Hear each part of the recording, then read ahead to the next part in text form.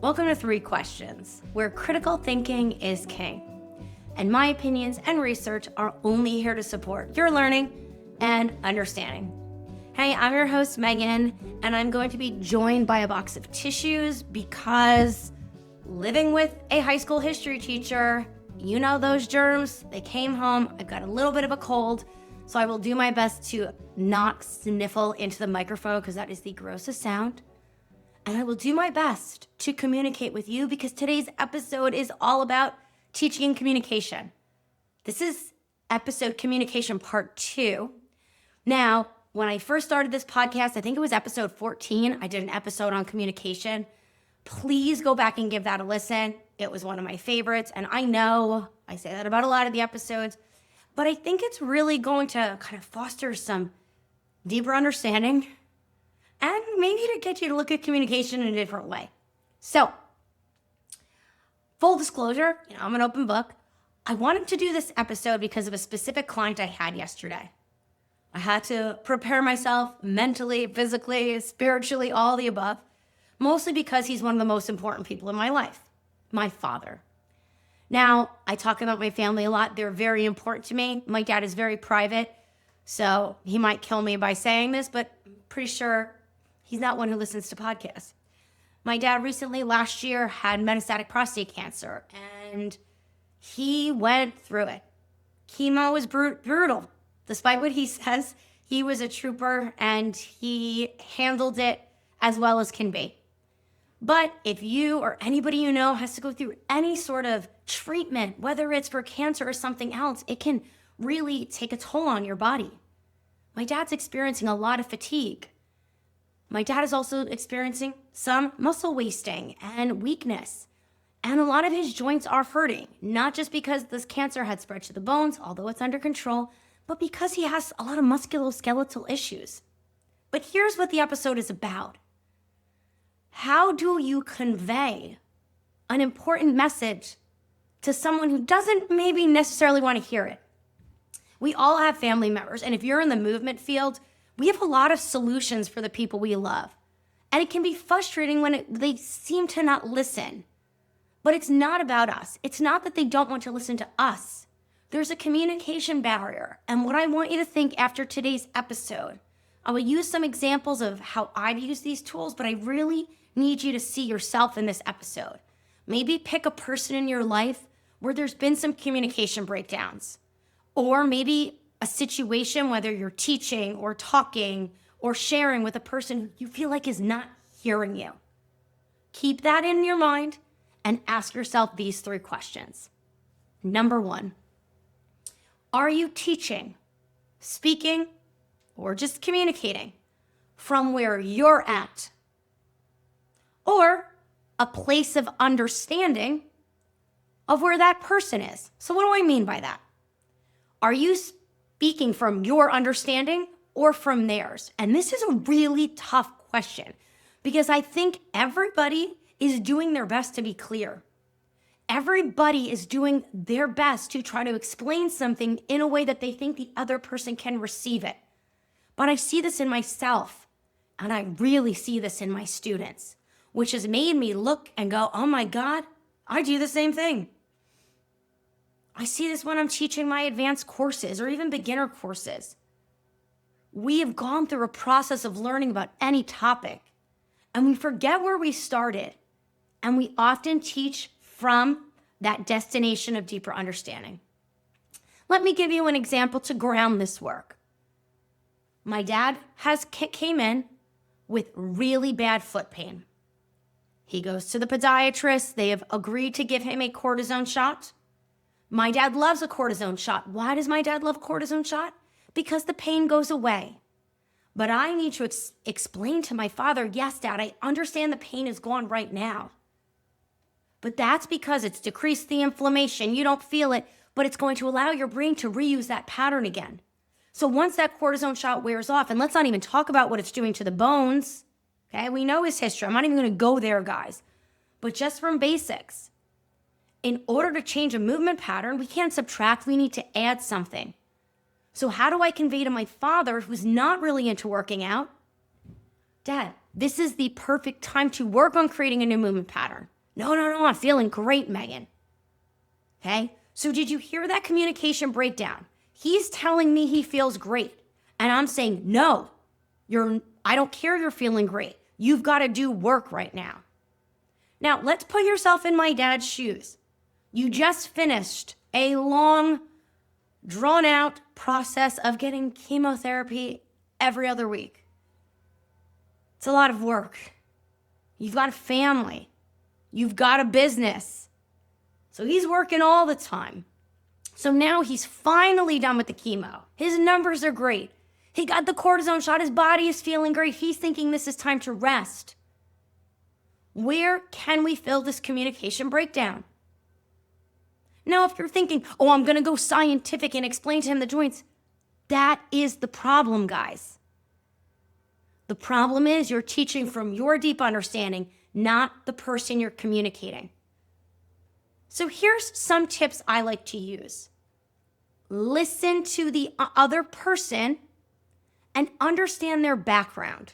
Now, it's easy for me to understand my dad's background. I know his background. But if this is a new patient or someone you're interacting with, you want to know, what are their hobbies? What's their job? What are they good at? Are they married? Are they in a relationship? Do they have kids? Okay? So my dad is a finance guy. That sounds so bad. He started his career in accounting, and he said, I took accounting in high school. I loved it. And I'm like, that is weird. He likes the clarity of 1 + 1 = 2. Debits and credits.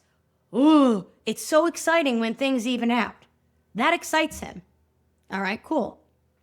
So I said to my dad, all right, so let's look at your P&L sheet, Dad. Right now, you've got your expenses and your income. Okay, they were pretty even. You were breaking even for a while. Okay, but then income started to drop. So I'm using income as this pain. Income dropped, Dad. Now your expenses are too high. What are you going to do? And my dad looks at me like I'm an idiot and goes, well, you have two options. Either increase your income or decrease your expenses. I go, what are you going to do short term? He's like, well, we need to increase the income. That's a given. But in the short term, until we have a clear solution to increase the income, let's see where we can cut back expenses. I said, okay, good. There's your cortisone shot. So you've got a problem. You have pain in your foot. Now we know the long-term solution is creating a new movement pattern. Hello, I am kind of built similar to my dad. We have the thinnest legs, and he rolls and sprains his ankle all the time. He has a lot of lateral midfoot movement, not a lot of subtalar, and not a lot of hip mobility. So he's over-mobilizing from his foot, and I know this personally because that's what I do. And I've got to work on that. But that's a long distance race. Do I think my dad's going to do what I do? No. I need to think of a short-term solution. So, okay, let's get a cortisone shot. So let's kind of fix this problem right now. Let's decrease our expenses. So you've got your cortisone shot. That has decreased the expenses. So now we're break even again, Dad. But now, what do we just wait? Do we do nothing in our business? Well, no, Meg, because now we're at the original problem. We're at our break even point. And I said, yes, so what happens when income goes down again? Because you know the market. What are you going to decrease your expenses again? What are you going to have to lay off employees? Get rid of your store? And he's like, no, we're at our bare bones with expenses. I go, exactly. What did the doctor say about your cortisone shot? This is the last one I'm giving you. And I said, okay, Dad, we can't cut expenses anymore. What are you going to do? We've got to change the business model. We got to increase the income. I go, good. Now it's time to increase your movement patterns. Right now, your brain thinks that movement pattern is the only one available to you. So when you go for a walk and you're in pain, but Meg, my foot isn't bothering me anymore. My knee's been bothering me. I said, yes, Dad, I understand that. But could that possibly be your foot isn't hurting? Because we don't have that expense anymore. We'll use the cortisone shot. So now your brain's trying to compensate, but it's going up the chain a little bit. Now it's mobilizing your knee. But remember that knee injury you had when we were kids and you had to get surgery? Yeah? Well, you really want to scratch that itch there and make that knee hurt again? No. Well, what part of your body never hurts, Dad? I don't know. Do your hips ever bother you? No. Hips aren't a problem, he says to me. What about your spine? You ever get back pain? No, never have back pain. What about your shoulders? Well, remember that one time I had a rotator cuff injury? I go, yeah. What helped with that? The exercises you gave me. I said, okay. I let that go. So I said, okay, Dad, so you're telling me your shoulders don't bother you, your hips don't bother you, and your spine? Yeah. So I said, your shoulders and your hips are the two most mobile joints in the body. I want you to move those every day. Well, how do I do that? I'll show you. And I want you to move your spine. So there's 3 things I want you to do to increase your income, Dad. We're looking at your P&L sheet. I want you to move your hips, I want you to move your shoulders, and move your spine. Okay. So, Dad, what are the 3 things we're going to do? Well, I'm going to move my hips, shoulders, and spine. Cool. Now let's look at doing it. So I got him down on the ground and I gave him the most simple hip and shoulder exercises. I didn't give him all the technique or the reflex stability. I said, Dad, lay on this towel. Do you feel the towel on your spine? Yeah, Meg. All right, now drop your knee right and left. Do you feel how your spine wants to shift on the towel? I do. Well, can you do this exercise without shifting on the towel? And he goes, let me try. He did it. I said, great, Dad. That was moving your hip joint. That's it? I go, that's it. Get up. Sit on that chair. Hold this towel. Move your arms. We went out and in. We did one palm up and one palm down. That was moving your shoulders. Oh. And I said, and Dad, we can couple up shoulders and spine. Hold your arms straight and now look at the towel and rotate your body. And the best part of the whole workout, oh my God. So my dad's straightening and bending his arm, holding a towel, and he turns and he goes, oh, this one's a little taxing. I was like, Dad, you're literally just rotating your body. And we were laughing, but he's like, oh, but I kind of feel my whole body working here. And I said, good. So now, did I fix his foot pain? No, but I have encouraged him to make a change by equating it to something he understood, which was a P&L sheet. Now, again, it can be difficult because you might not understand the other person's business. I remember one of my favorite sessions ever. I wanted to do a mic drop moment. This very wealthy man, I'm not even going to say where it was because it might give it away. Very successful business guy. And he would go in and reorganize businesses to make them more efficient. From people at the line, he brought efficiency everywhere. He was an efficiency expert. So I come in, he had some musculoskeletal issues. His teacher brought me in for a consult, and I listened, and I said, okay, here's what we need to do, this, and this. And he goes, well, what about this, and this? And I said, oh my God, that's a great idea. So when you go into a business, you change 10 things and then see where it lands. And he looked at me and started chuckling because he knew where I was going. I said, let's do that. Let's do X, Y, Z, A, B, C, D, E, F, G. And then you tell me which one of those you think was best. And we'll circle back in a few weeks. And he looked at me and I go, what? He said, I get it. I said, listen, when you go into a company, what do you often do? He goes, I change one thing. I go, do you change the biggest thing? He said, not always. Sometimes I have to, but those don't always end well. Oftentimes, I change something people did not like anyway. I said, say more. A lot of times we just get stuck in routine. So we don't necessarily know or have the time or energy to change something. So I said, say more. So I go into something people don't like already and give them a different solution and then see where it lands. I've said exactly what we're doing here. I want you to do this specifically and see how it trickles through your body because your body is just like a company. It all works together. And I said, he goes, okay. I said, I know you heard me. Do you have full buy-in? He's like, I don't know. I go, I don't think you do. But when your way doesn't work, I am here. Call me when you're ready. It took about 6 months, but he called me when he was ready because his way did not work. Despite everything he knew about efficiency and organization, he still thought he could outsmart his own body. So think about this with communication. Don't teach from where you're at. I could have talked to my dad about fascial connections and muscles and why the hip is connected to the foot and why we have to address that shoulder injury and what's going on with your eyes, Dad. I could have gone through all that. But my dad would not have had a clear place to start. I wasn't communicating in a way that he understood it. Now, with that, we can't just leave it there. We have to also answer question number 2. What does this person need to know right now? So we kind of answered that a little bit. What does the person you're communicating need to know right now? Let's switch gears. Let's stop talking about my dad. Let's talk about you guys. You ever have a friend or a spouse or someone that's kind of not giving you what you need? And maybe you're being passive aggressive, or maybe you're making suggestions for them. What if you just told them what they need to know right now? Maybe you say to them, hey, I know when you're feeling this way, your strategies are this, but I think I need something different. Do you think we can work on that? Or do you think you could do that for me? What do they need to know right now to be successful? We'll go back to my dad for a sec. He needed to know what he could do right now to get the ball rolling. So I started him with moving areas of his body that don't hurt. I have kind of a rule of thumb.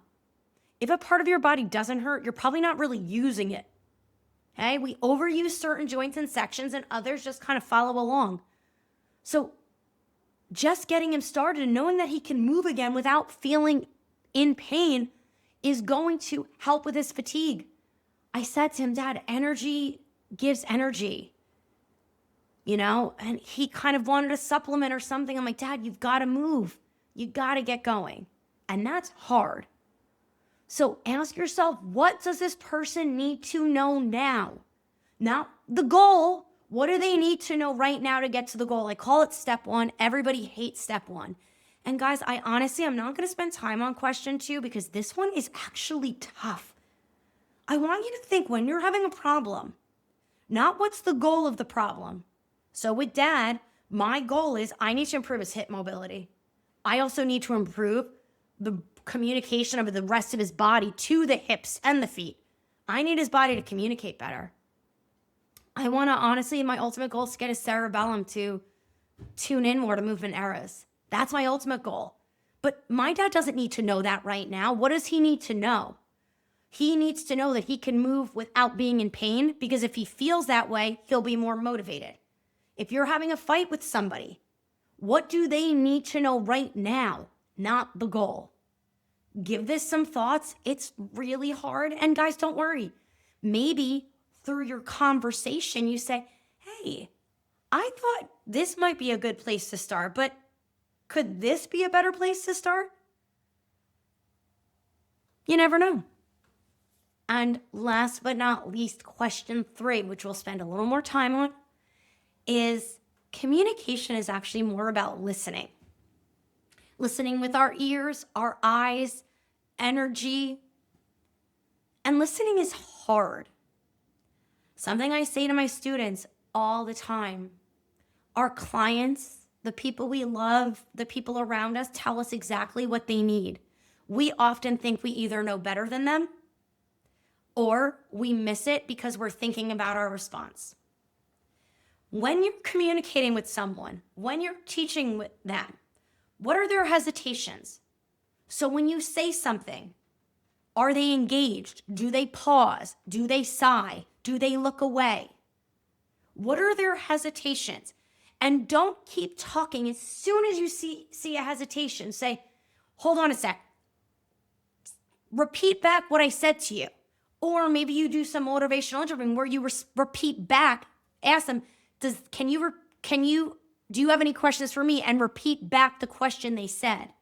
Sometimes just mirroring or repeating back what people say, what often happens, like, that's not what I said. Say, okay, that is how I heard it. Those are the words you used, but it sounds like that's not what you meant. Based off that, what do you mean? So every hesitation is an opportunity, not for a disagreement, but for actual communication. So when I started talking about my dad's hips, I felt like he would kind of go, yeah, I was like, Dad, I feel like every time I talk about your hips, you keep wanting to bring it back to the knee and foot. Why?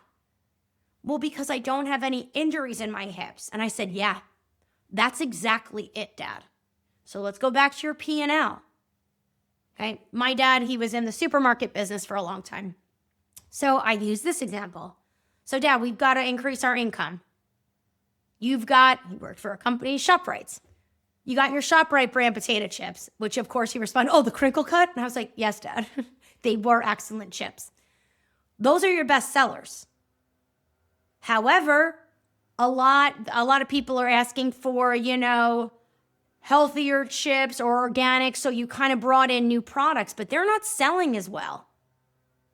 And he goes, oh. So I go, so what are you going to do? Are you going to spend more to do a marketing boost to let people know you have organic? Or are you going to maybe put the crinkle cut in front and sell them more? He goes, well, I'm going to put the crinkle cut in front and sell more. And then he goes, do you know why? That's why we have those stands at the end of the aisles, like the Entenmann's and stuff like that. Those are our top sellers. And did you ever notice, Meg, there's some that it's newer products? And I was like, yes. I'm like, oh, so it's just to bring attention to it. He was like, yeah. I was like, cool. So right now, I'm doing the same thing with your hip joint. I am trying to bring attention to your brain that you have this giant joint that can do so much more mobility. And then I showed my dad. I rolled my foot out and then spiraled my hip internally to get my entire foot down. I go, so Dad, watch this. So I just mobilized my foot. So I was just moving my foot, and then I really turned my foot, almost like kind of supinated. And then I internally rotated to get my foot down. I go, look what I just did. I got my entire foot on the ground using just my hip joint. Interesting. So you're telling me if I move my hip more, I won't be aggravating my foot as much. And guys, I literally wanted to say, are you effing kidding me? I have said that about 100 times in every conversation we've had for the past 2 years. However, I swallowed, took a deep breath, and it was funny because my mom walked in the room and she looked at me and I looked at her and I just smiled. I said, yeah, Dad, that's exactly what I meant to say. Does that make more sense? Yeah. Now, the cool thing about my dad, he's not the kind of person to be like, oh, you should have said that earlier because I might have lost my cool. He goes, oh, interesting. So I'm thinking, oh my God, all I had to talk about was crinkle cut potato chips to get this guy to move his damn hip more? Hey? So again, prime example. When I talk to mothers, a lot of times I talk about their kids, and a client of mine, she shared this, and I kind of thought it was so upsetting yet so beautiful. She said, Meg, as a mom, we're only as happy as our least happy child. And I use that when we're talking about the body and movement. And I said, yes, but I don't want you to imagine it, but think of a friend of yours who has a very sick child and a very healthy child. What would happen if she only pays attention to the very sick child? And this woman looked at me right in the eye. She goes, oh, that healthy child is going to seem to be okay, but they're going to be struggling internally, and it's going to come out later in life. I said, exactly. You've got to pay attention to both. So we're using what we understand, but bringing into something people understand. So when they hesitate, we pause. What are the questions they keep asking? The questions they keep asking, guys, is not because they're not listening to you. It's because they don't understand what you're saying in a way that's meaningful to them. So if they keep asking you a question, I want you to repeat the question back to them. I want you to say, hey, you keep asking about the foot pain. Are you worried the foot pain will not go away? What are your concerns about the foot pain? Ask them questions about their question. Because here's the biggest thing I've learned as a teacher. Students ask a question, and then we give an answer based off how we interpreted it. But unless the student really understands their knowledge gap, or the teacher understands their unique knowledge gap, we might answer the question in a way that confuses them more. Yep. And this is why I added into parts of our curriculum an entire lecture on how to ask a question, because asking a question is difficult. So Question their questions, not to be annoying, but to try to dig deeper to find the knowledge gaps. Because if you do not know your client's personal knowledge gaps, communication, there's always going to be a disruption. There's always going to be a breakdown. So I always like to keep my communication episodes under 30 minutes because sometimes repeating ourselves is a clear indicator we weren't clear the first time. So question 1, are you teaching from a place of where you understand it or a place where the person you're communicating is understanding it? Number 2, what does the person you're communicating or teaching need to know right now? You don't have to tell them the full story. Make sure they know that. Keep in mind, there are people that need to know the end of the story. And you can say, I always say, go back to the end of the story. I know this is the goal, but we need to do this first. And if you know their background and have gotten a good intake, you can say, I understand you have done it this way and this way, but those didn't work. So let's try another approach. And number 3, communication is more about listening, observing, and not taking things personally. So when someone pauses, they hesitate, they huff, they make a face, it's not because they are mad at you or think you're an idiot. They're frustrated. They might not want to do what you're saying. And deep down, they know that's what they have to do. They might keep asking you the same question because they still don't understand it. Not because they're stupid, but because they have to critically understand how it fits into their life, their cycle, whatever they're doing. And this is the challenge. Remember, we each have our own unique personal knowledge gaps to everything. We have blind spots. We have areas we focus too much on. That's the beauty of humans and why we're different. So taking the time to listen to the questions, think deeper, and asking more questions is going to lead to such better teaching and communication. So to close out this episode, I want you to think of maybe a better way I could have communicated this to you. So think of, after all this episode, how you might take those 3 questions I asked and create your own 3 questions about communication and teaching. Simplify it further. Use the example I used with my dad. Maybe change it based off you, and I cannot wait to hear the improvements in communication or the changes you are seeing in your clients, your life, and any other aspect. So thank you guys so much, and I will see you next time.